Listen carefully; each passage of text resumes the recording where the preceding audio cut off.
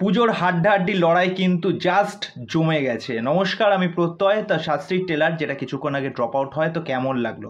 আমি এটা হলফ করে এই ভিডিওর মাধ্যমে বলতে পারি, মিঠুন চক্রবর্তী কিন্তু 1 ইঞ্চিও জমি কিন্তু ছাড়বে না। খেলার মাঠ কিন্তু এবার জাস্ট জমে যাবে। এবার শাস্ত্রী কিন্তু খেলা দেখাবে। দেখুন, মিঠুন চক্রবর্তীকে নিয়ে আলাদা করে কোনো কিছু বলার নেই। আমি কিন্তু বরাবর শাস্ত্রীর যখন পোস্টার আসা শুরু হয় বা এটার অ্যানাউন্সমেন্ট হয় বা স্বয়ং মিঠুন চক্রবর্তী দেবশ্রী রায় থাকতে চলেছে এরকম একটা কাজ, যেখানে পথিকৃৎ বসু ডাইরেক্টর, তারপরে এরকম একটা ইউনিক কাহিনী যেখানে জ্যোতিষ বনাম বিজ্ঞান, কেননা বাংলাতে এরকম কাজ হয়নি। দেখুন, মিঠুন চক্রবর্তী যেই চরিত্রেই আসুক না কেন, সেই চরিত্রটাকে একদম জীবন্ত করে তোলে তার পারফরমেন্সের মাধ্যমে। সেটা যে কোনো সিনেমায় আপনারা উঠিয়ে দেখে নিন। তার শাস্ত্রীর ট্রেলারটা আমরা দেখে এটাই বোঝা যাচ্ছে যে পরিমল তিনি একজন সাদামাটা মানুষ। এই যে বিশ্বাস অবিশ্বাসের খেলা, জ্যোতিষ নিয়ে কিন্তু অনেকের নানা রকম দ্বিমত থাকে। কেউ এটাকে বিশ্বাস করে, কেউ এটাকে বিশ্বাস করে না। এই যে তার পারিবারিক টানাপোড়েন চলছে, তিনি কারখানায় কাজ করছেন, তারপরে তার সবসময় এটা চিন্তা থাকে যে তার ভাগ্যটা কবে ফিরবে, যদি এরকম একটা লটারি পাওয়া যায়। সে নানা জায়গায় এদিক ওদিকভাবে ধাক্কা খেতে থাকে, তারপর সে পরিমল শাস্ত্রী হয়ে ওঠে। এই যে জার্নিটা, একজন সাধারণ মানুষ থেকে অসাধারণ হয়ে ওঠার যে গল্প, এবার তারপরে আমরা দেখতে পাই সোহমকে। এবার সোহমের ক্যারেক্টারটাও কিন্তু বেশ ভালো লাগছে, তাকে একটু আলাদাই লাগছে এবার।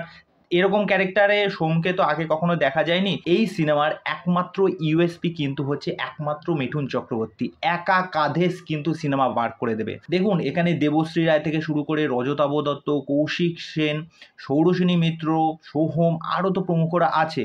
তা সত্ত্বেও কিন্তু মিঠুন চক্রবর্তী এই সিনেমার ইউএসপি। আর এখানে মিঠুন চক্রবর্তীর যে দৈন্য দশাটা আমরা দেখতে পাচ্ছি, তার যে গেট আপ বলুন, বা তারপরে যে সিকিউরিটি গার্ডে তিনি জব করছেন, তারপরে দেখুন তার জীবনটা কীরকমভাবে পরিবর্তন হয়ে যায়।